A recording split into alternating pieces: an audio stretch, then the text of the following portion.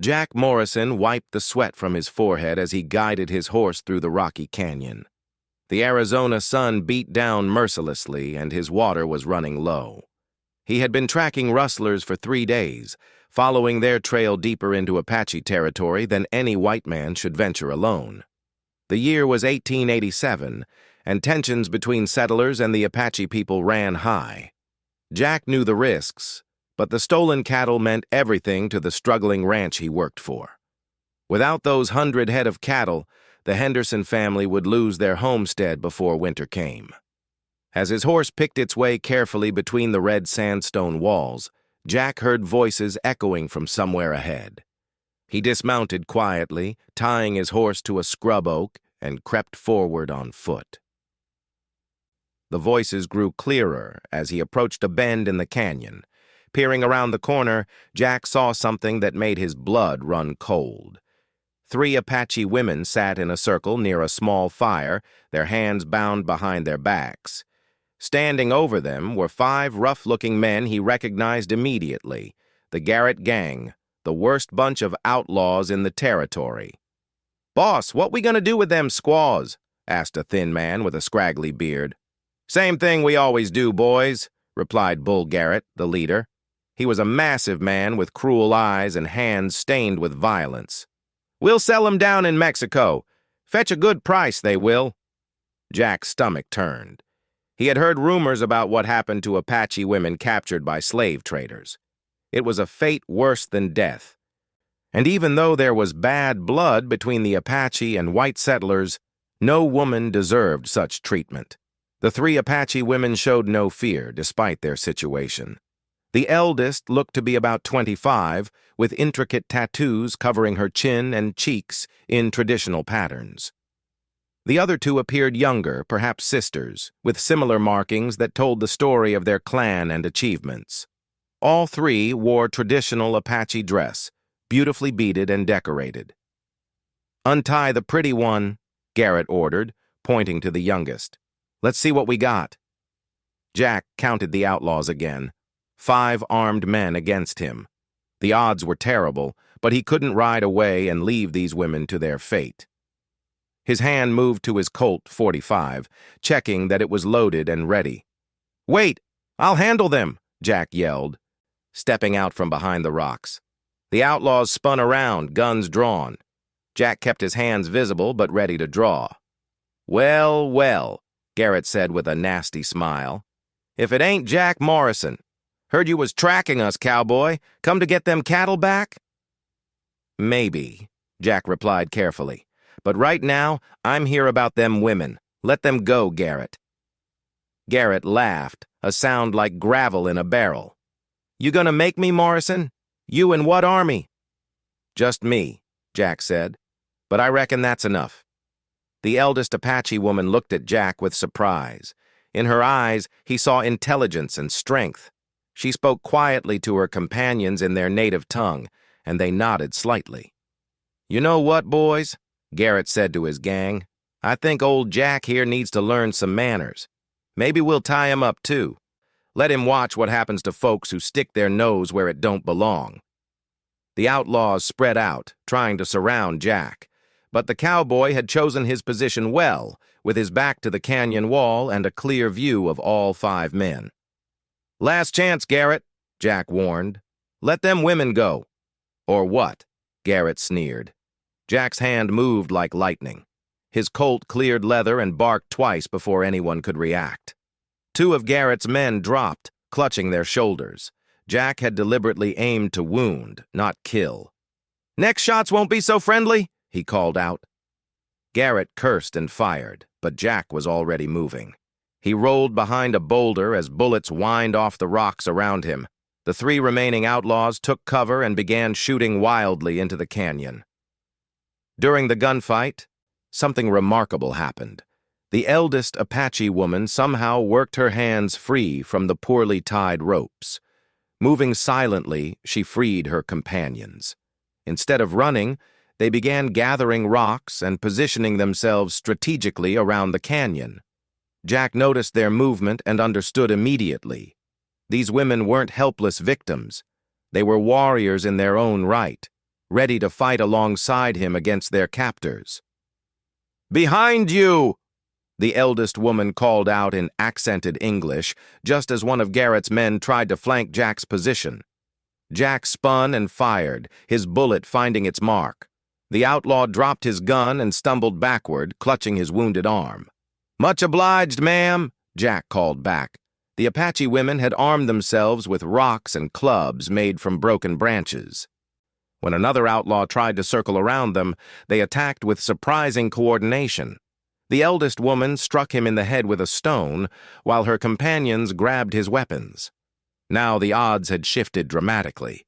Garrett and his remaining man found themselves facing not just Jack Morrison, but 3 determined Apache women who knew this terrain better than anyone. "This ain't over, Morrison!" Garrett shouted, realizing his position had become hopeless. "Come on, boys, we're getting out of here!"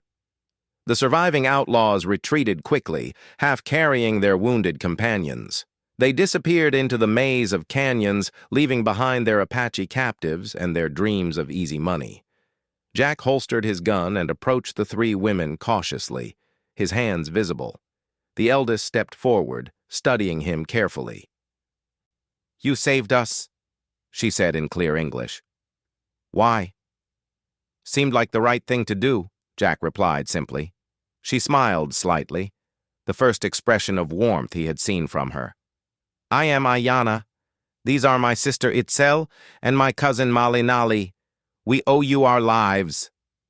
"Name's Jack Morrison, and you don't owe me nothing, ma'am. Any decent person would have done the same." Ayana shook her head. "You are wrong, Cowboy. Most of your people would have ridden away, or worse, helped those men." She gestured to the tattoos on her face. "Do you know what these mean?" Jack studied the intricate patterns. He had seen similar markings on Apache warriors, but never understood their significance. "Can't say I do, ma'am. They tell the story of who we are, our clan, our achievements, our place in the tribe." Ayana touched the lines on her chin. "These marks say I am a healer, my sister is a scout, and my cousin is a keeper of traditions." Itzel stepped forward and spoke rapidly in Apache. Ayana listened, then translated. "She says you fight with honor, not like the others who come to our lands." Jack felt uncomfortable with the praise. "I just did what anyone should do." "You are modest," Malinali said in heavily accented English. "But modesty will not help you now." "What do you mean?" Jack asked. Ayana's expression grew serious. "Those men you fought, they were not just cattle thieves. They work for someone much more dangerous, someone who wants all Apache people gone from this land." Jack felt a chill despite the desert heat. "Who?" "A man named Colonel Harrison. He is not really a colonel anymore, but he still uses the title. He has big plans for this territory, and Apache people are in his way." "What kind of plans?" Jack asked. Itzel spoke again, gesturing toward the mountains. Ayana translated. "She says Harrison has found something in the sacred caves, something valuable. He is using men like Garrett to clear out our people so he can mine freely." Jack thought about this revelation. He had heard rumors of valuable mineral deposits in Apache territory, but nothing confirmed. "What did he find?" "Silver," Malinali said simply. "Much silver. Enough to make him very rich and very powerful." The pieces began falling into place for Jack. The increased outlaw activity, the pressure on Apache settlements, the cattle rustling that had brought him here. It was all connected to one man's greed. "There's something else," Ayana said quietly. "Harrison knows you are tracking the cattle thieves. He knows you are here, in our territory. Those men were not just hunting us, they were hunting you too." Jack's hand moved instinctively to his gun. "Hunting me? Why?" "Because you work for the Henderson Ranch. Because that ranch sits on land Harrison wants to buy. Because you are a good man who will not be bought or frightened away." The situation was becoming clearer and more dangerous by the minute. Jack realized he had stumbled into something much bigger than a simple cattle rustling operation. "So what happens now?" he asked. Ayanna looked at her companions, and they seemed to have a silent conversation. Finally, she turned back to Jack. "Now, Cowboy Jack Morrison, you have a choice.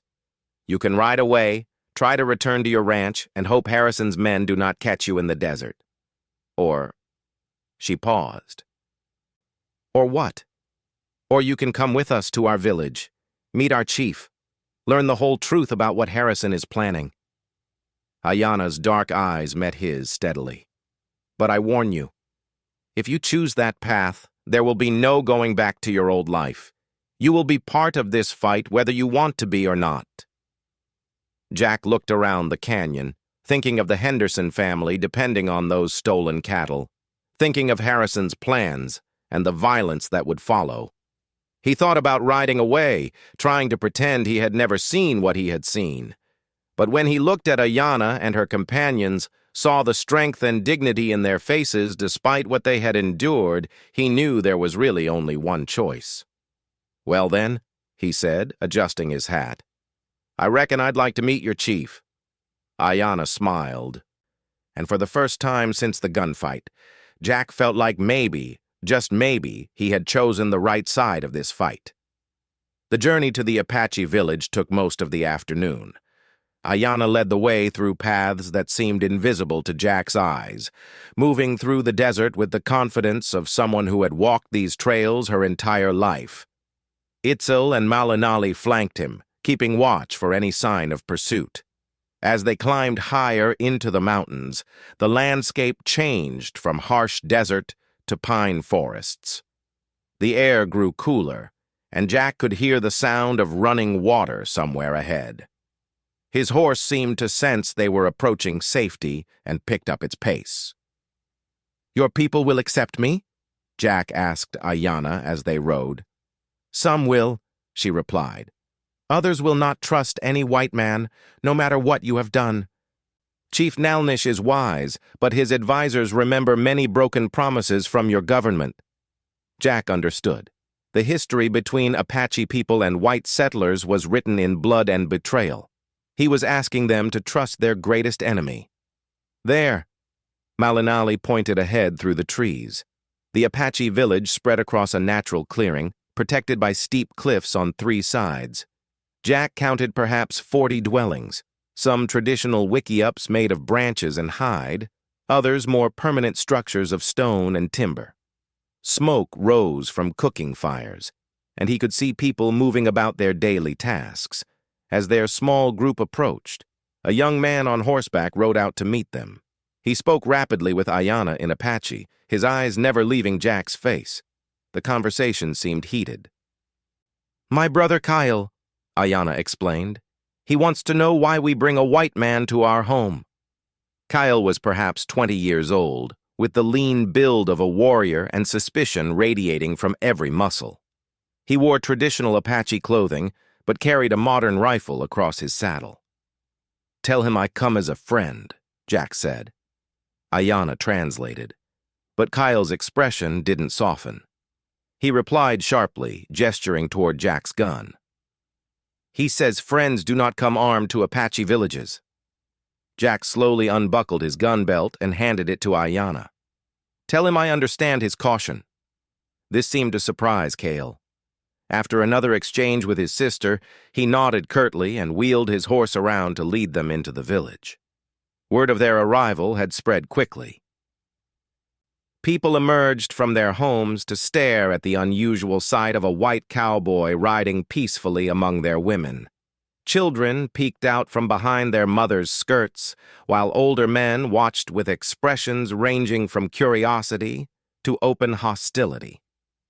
At the center of the village stood a larger structure, built partly into the rock face of the cliff. This was clearly the chief's dwelling, and an elderly man sat on a blanket in front of it, waiting for them. Chief Nalnish was perhaps 60 years old, with silver-streaked hair braided with feathers and beads. His weathered face spoke of decades spent protecting his people in an increasingly dangerous world.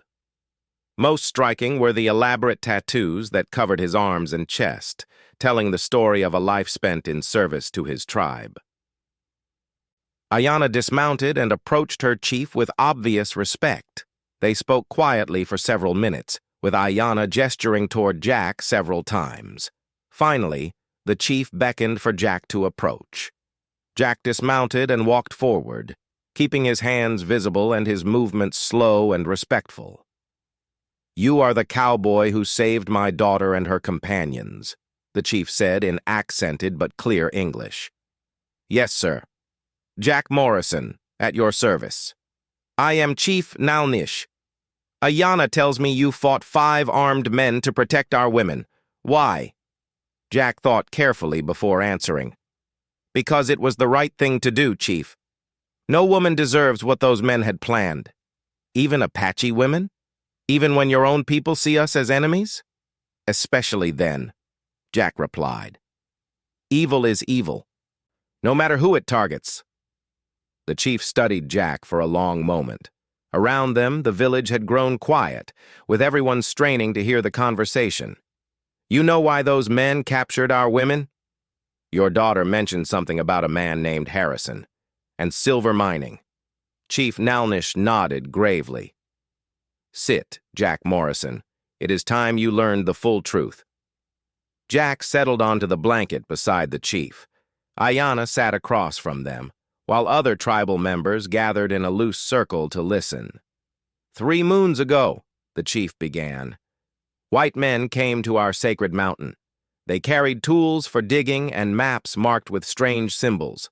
We watched from hiding as they explored the caves where our ancestors are buried." Jack felt a chill. Disturbing Apache burial sites was not just illegal, it was deeply offensive to their beliefs. What did they find? Silver ore, rich veins running deep into the mountain, enough to make many men wealthy. The chief's voice carried deep sadness. "But these caves are more than just stone and metal to my people.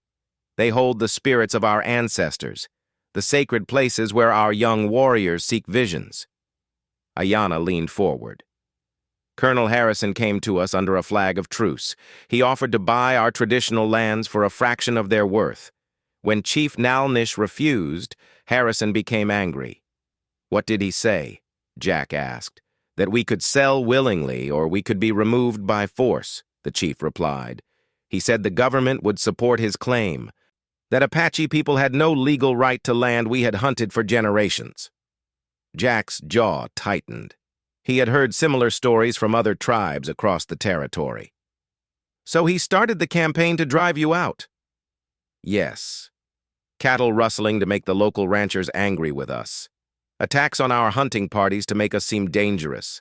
Capturing our women to sell into slavery, making us seem helpless." Chief Nalnish gestured toward the mountains. "All to clear us from land that holds silver worth millions of dollars." A younger Apache man stepped forward from the crowd. Jack recognized him as one of the warriors who had ridden out to escort them into the village. "Chief, perhaps we should not trust this white man with such information." The chief held up his hand. "Speak freely, Nanti."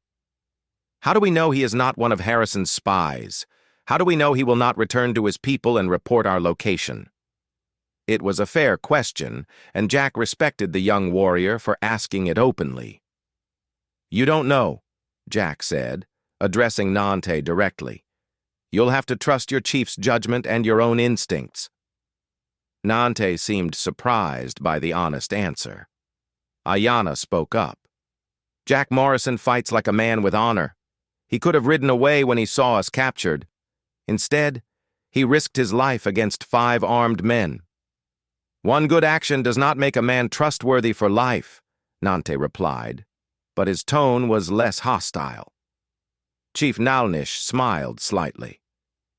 "Nante speaks wisdom, but sometimes, Jack Morrison, we must choose our allies based on hope rather than certainty." He turned to face Jack squarely. "So, I will ask you directly, what do you intend to do with what you have learned here?" Jack considered the question carefully. The Henderson Ranch, His job, his entire life, existed in a world where Apache people were seen as threats to be contained or eliminated. But sitting here among them, seeing their families and children, hearing their side of the story, everything looked different. "I intend to stop Harrison," he said finally. "Whatever it takes.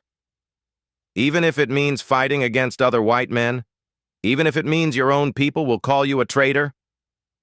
If that's what it takes to do the right thing, then yes." Nante stepped closer. "Easy words to speak, cowboy. Harder to live by when bullets are flying." "I reckon that's true," Jack agreed. "But I learned something today. Sometimes a man has to choose what he stands for, regardless of the consequences."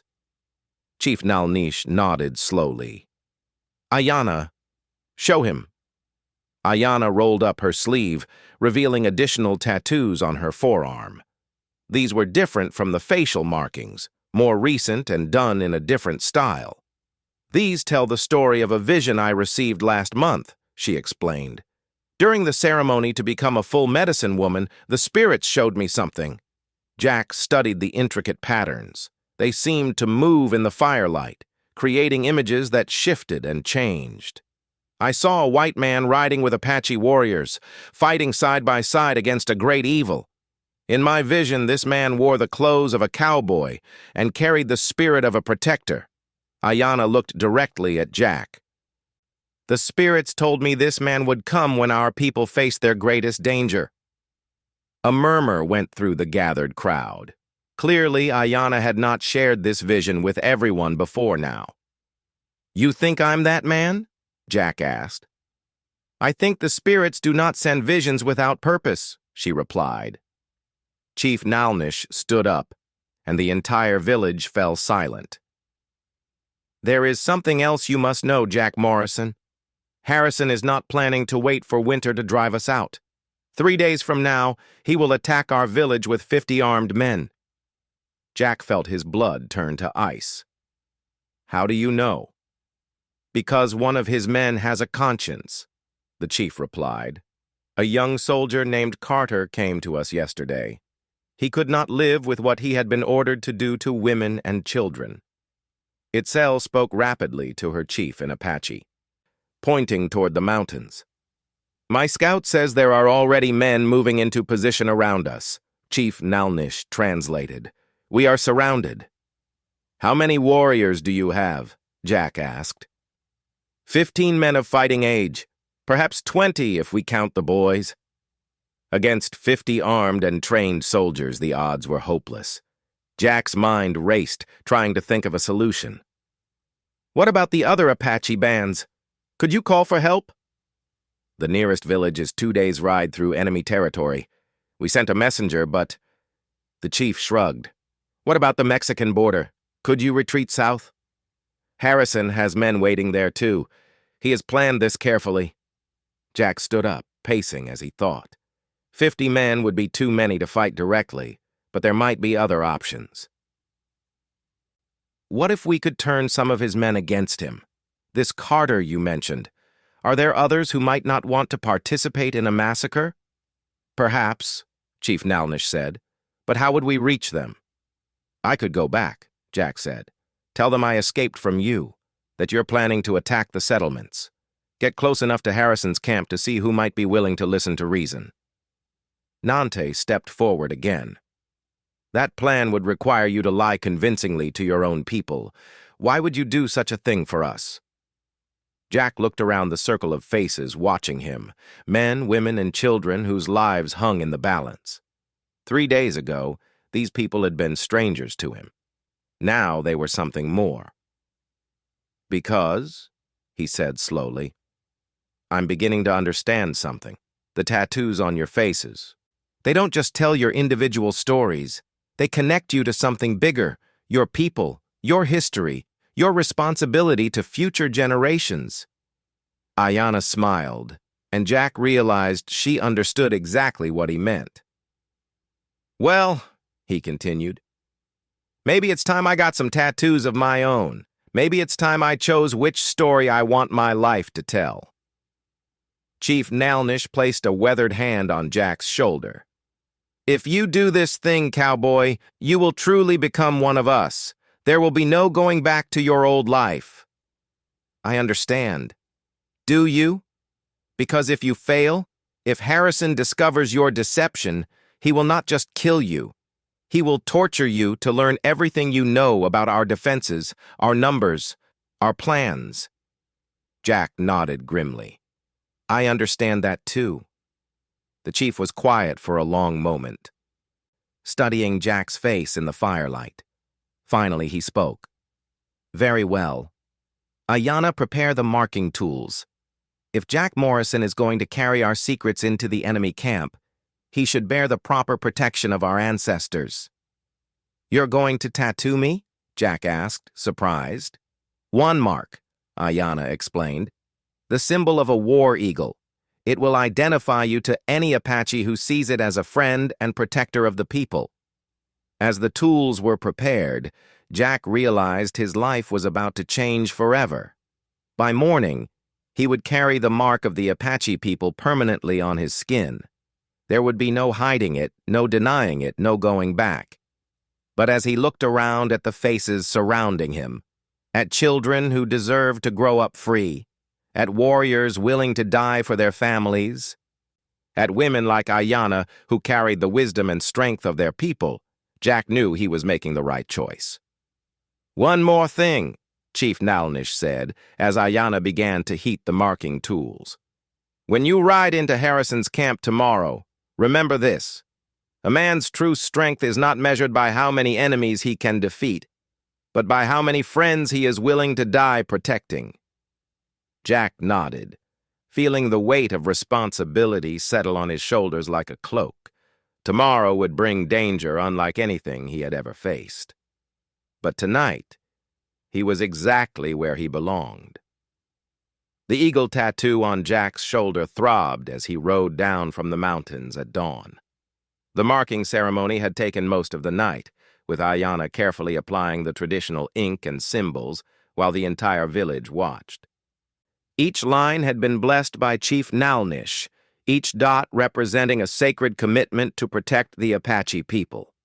Now, as he approached Harrison's camp, Jack touched the bandage covering his new tattoo and hoped he would live long enough for it to heal properly.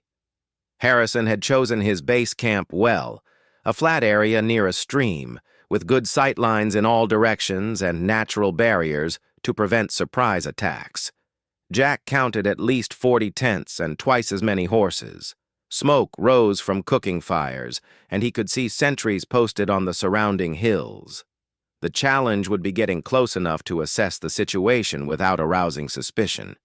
Jack had torn his clothes and rubbed dirt on his face to look like a man who had barely escaped with his life.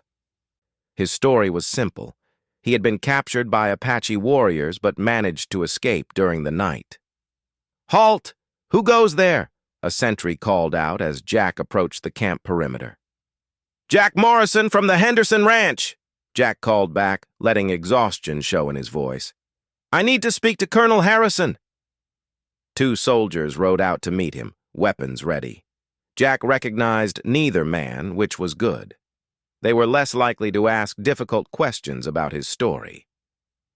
"You look like you've been through hell, Cowboy," one soldier said, studying Jack's disheveled appearance. "Feel like it too," Jack replied. "Spent 2 days hiding in caves while Apache warriors hunted for me." "How'd you escape?" the second soldier asked suspiciously. "Got lucky.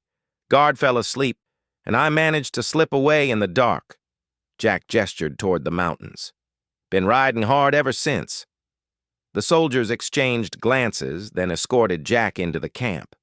Word of his arrival spread quickly, and men emerged from their tents to stare at the survivor who had escaped Apache capture. Colonel Harrison's tent was the largest in the camp, positioned at the center with a clear view of all approaches. The man himself stood outside, studying maps spread across a makeshift table. He was tall and lean, with gray hair and cold blue eyes that had seen too much violence. "Mr. Morrison," Harrison said without looking up, I heard you had run into some trouble. Yes, sir, Colonel. Apache war party caught me tracking rustlers. Took me prisoner 3 days ago. Now Harrison did look up, his gaze sharp and calculating. Interesting. And you escaped how exactly? Jack repeated his story, adding details about the Apache village location and defenses. Most of what he said was accurate. The best lies always contained mostly truth. How many warriors did you count? Harrison asked. Maybe 15? 20 at most. But they're well armed and they know the terrain. Excellent. Harrison smiled, an expression that made Jack's skin crawl. That matches what my other scouts have reported. Around the camp, Jack noticed several men who seemed different from the hardened soldiers and outlaws that made up most of Harrison's force. Younger, cleaner, with the bearing of men who still had consciences. These might be the ones who could be turned. Colonel, Jack said carefully, what exactly are you planning to do about these Apache? Remove them, of course. This is American territory now, Morrison. We can't have hostiles threatening honest settlers. But from what I saw, they're not threatening anyone. They just want to be left alone. Harrison's eyes narrowed. That's not your concern, Cowboy. Your job is to track down stolen cattle, not question military strategy. Jack noticed several of the younger soldiers exchanging uncomfortable glances. This was the opening he needed. Yes, sir, he said. It's just that when I was their prisoner, I saw women and children. Didn't seem like a war party to me. Apache women fight as hard as the men, Harrison replied dismissively. And their children grow up to be warriors. The only good solution is a permanent one. One of the younger soldiers stepped forward. Colonel, sir, are you saying we're going to attack civilians? Harrison turned to face the speaker, a blond man of perhaps 25 with sergeant's stripes. Sergeant Carter, isn't it? Yes, sir. There are no civilians in Apache territory, Sergeant. Only hostiles and future hostiles. Carter looked stricken. Jack realized this was probably the same Carter that Chief Nalnish had mentioned, the one who had warned the Apache about the planned attack. But, sir, the rules of engagement don't apply to savages, Harrison cut him off. My orders come directly from Territorial Command. We are to clear this area by any means necessary. Another soldier spoke up. What about prisoners, sir? There will be no prisoners, Harrison said flatly. We can't spare men to guard them, and we can't risk them escaping to warn other bands. The camp fell silent. Jack could see the horror on several faces, including Carter's. These men had signed up to fight Apache warriors, not massacre families. Sir, Carter said quietly, I didn't sign up for this kind of war. Harrison's hand moved to his sidearm. Are you questioning orders, Sergeant? No, sir. Just asking for clarification about our mission parameters. The mission is simple. Tomorrow at dawn, we surround the Apache village and eliminate all resistance. Anyone who can't follow those orders is welcome to desert, after they've been shot for cowardice. The threat was clear. Several soldiers shifted uncomfortably, but no one else spoke up. Jack spent the rest of the day moving through the camp, talking quietly with individual soldiers. He identified 8 men who seemed troubled by Harrison's orders, including Carter and a young private named Davies, who couldn't be older than 19.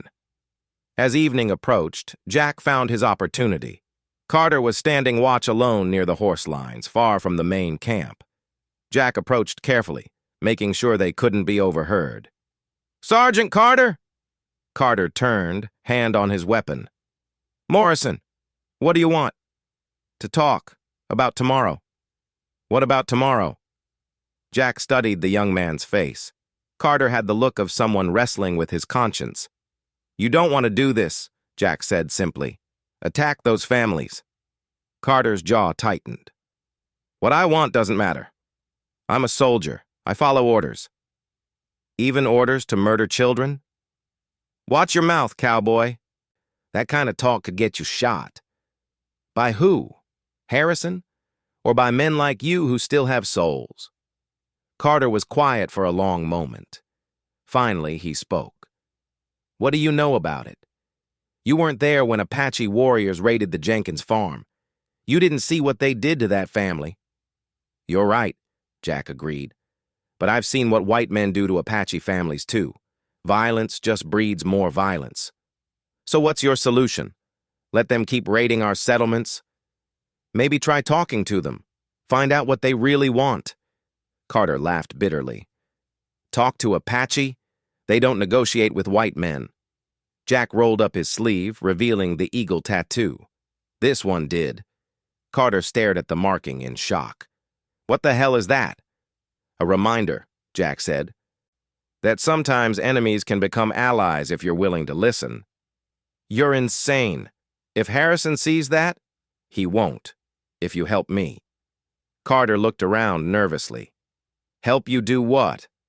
"Stop this massacre.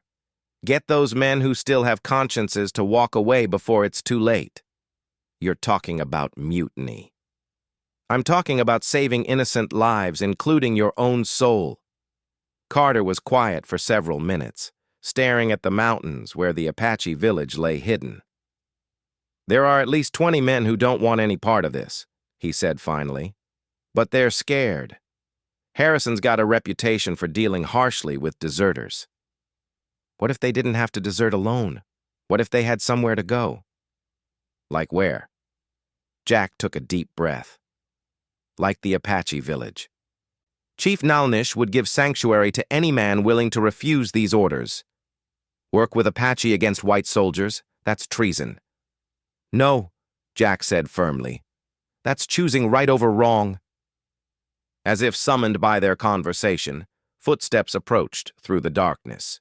Both men turned to see Harrison himself, flanked by two of his most trusted men.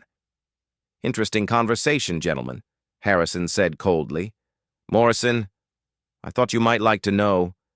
I sent scouts to verify your story about escaping from the Apache." Jack's blood ran cold, but he kept his expression neutral. "Find anything interesting, Colonel?" "Indeed, they found no sign of any escape. No tracks, no torn clothing, no evidence that anyone had ever been held prisoner in that area." Harrison stepped closer. "Care to explain that?" "Maybe your scouts aren't as good as they think," Jack replied. "Or maybe the Apache cleaned up the area. Or maybe," Harrison said with a cruel smile, "you were never a prisoner at all. Maybe you went to warn them we were coming." Carter stepped forward. "Colonel, that's a serious accusation." "Stay out of this, Sergeant," Harrison barked, "unless you want to share his fate."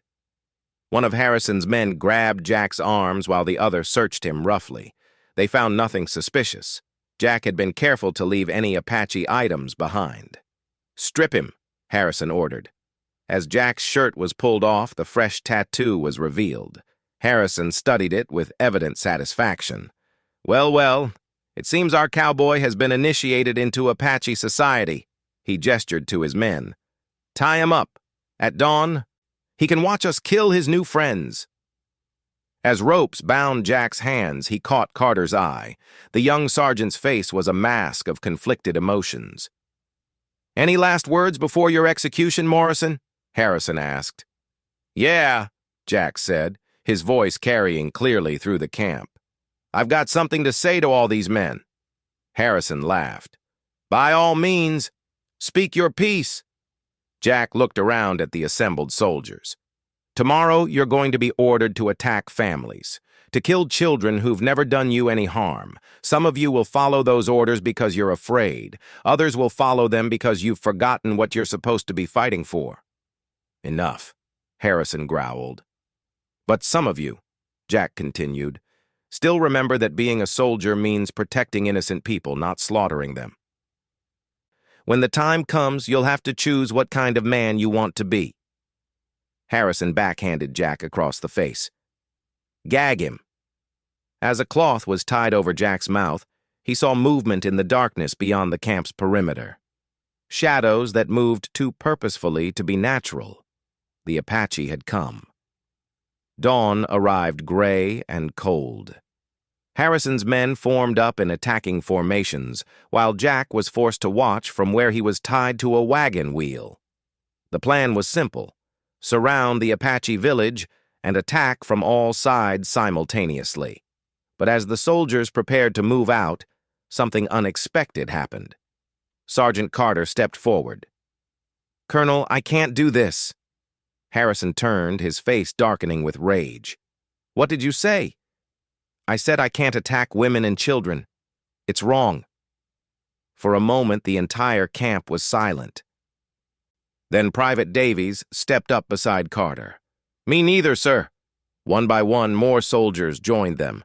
Within minutes, nearly half of Harrison's force had refused to follow orders. "This is mutiny!" Harrison screamed. "I'll have you all court-martialed and shot." "Maybe," Carter said calmly, "but not today." That's when the Apache attack began. Warriors seemed to rise from the very ground around the camp. They had used the darkness before dawn to position themselves perfectly, and now they struck with devastating coordination. Ayanna appeared beside Jack, cutting his bonds with a sharp knife. "Can you fight?" she asked. "Give me a weapon," Jack replied. The battle was fierce, but short. Harrison's remaining loyal soldiers found themselves caught between Apache warriors and their own former comrades. Some tried to fight, others tried to flee, but the Apache had planned too well. Harrison himself made a final desperate stand near his command tent, firing wildly at anyone who approached. Jack found him there, his uniform torn and his eyes wild with rage. "This is your doing, Morrison," Harrison snarled, raising his pistol. "No," Jack said calmly. "This is yours. You chose greed over justice." The two men faced each other as battle raged around them. Harrison fired, but his shot went wild. Jack's did not. As the gunfire faded and strange quiet settled over the camp, Apache warriors and white soldiers stood side by side, looking at each other uncertainly. Chief Nalnish rode into the camp, his presence commanding immediate attention from both sides. "It is finished," he announced. "Colonel Harrison's war ends here." Carter approached the chief respectfully. "What happens to us now? We're deserters. We can't go back to the army." "You are not deserters," the chief replied. "You are men who chose honor over orders. The Apache people welcome such men as allies." Over the following days, arrangements were made. The soldiers who had refused to participate in the massacre were given safe passage to Mexican territory, where they could start new lives. Some chose to stay and help negotiate a peaceful settlement between the Apache and the territorial government. Jack found himself in an unexpected position, translator and liaison between two worlds that had been at war for generations. "What will you do now?" Ayanna asked him one evening, as they sat by a fire near the village. Jack touched the eagle tattoo on his shoulder, now fully healed and permanently part of him. "I reckon I'll stay here, help build something better than what we had before." "Even though you can never return to your old life?" "This is my life now," Jack replied. "These are my people now." Ayanna smiled. "The tattoos chose well." "What do you mean?" She gestured to the markings on her face, then to the eagle on his shoulder. "These marks don't just tell our stories, they guide our choices. Your tattoo marks you as a protector. That is not just what you were, but what you will always be." Jack looked out over the valley where Apache and white families were learning to live in peace. It wasn't perfect. There were still tensions, still distrust on both sides, but it was a beginning. 6 months later, Jack stood on a hill overlooking the Henderson Ranch. The cattle had been returned, the ranch was prospering, and the Henderson family bore him no ill will for his choices. In fact, they had become some of the strongest supporters of the new peace treaty with the Apache people. Beside him stood Ayanna, now his wife in both Apache and American law. The ceremony had been conducted by Chief Nalnish and witnessed by both Apache elders and territorial officials. "Any regrets?" she asked, taking his hand. Jack thought about his old life, his old certainties, the simple world where right and wrong had seemed so clear-cut. "None," he said finally. "Sometimes a man has to lose everything to find out who he really is." Down in the valley, Apache children played alongside the Henderson children, their laughter carrying on the desert wind. Carter had established a small trading post that served both communities. The sacred caves remained undisturbed, protected now by territorial law. It had all started with 3 Apache women in danger and a cowboy who chose to do the right thing. Now, it had become something larger, proof that enemies could become allies, that different peoples could share the same land, and that one person's choice to stand up for justice could change everything. As the sun set over the mountains, painting the sky in shades of gold and crimson, Jack touched his eagle tattoo one more time. It no longer throbbed with fresh pain, but it would always remind him of the moment his real life began. The moment he stopped being just a cowboy and became a guardian of something greater than himself. The Apache called it the victory of the eagle spirit. The territorial newspapers called it the miracle peace of the mountain valley. But Jack Morrison knew it for what it really was, the power of choosing courage over comfort, justice over prejudice, and hope over fear. Some stories end with gunfights and glory. This one ended with understanding and the knowledge that sometimes the most important battles are fought not with weapons, but with the willingness to see the humanity in those we've been taught to fear. The eagle soared free, and the people below lived in peace.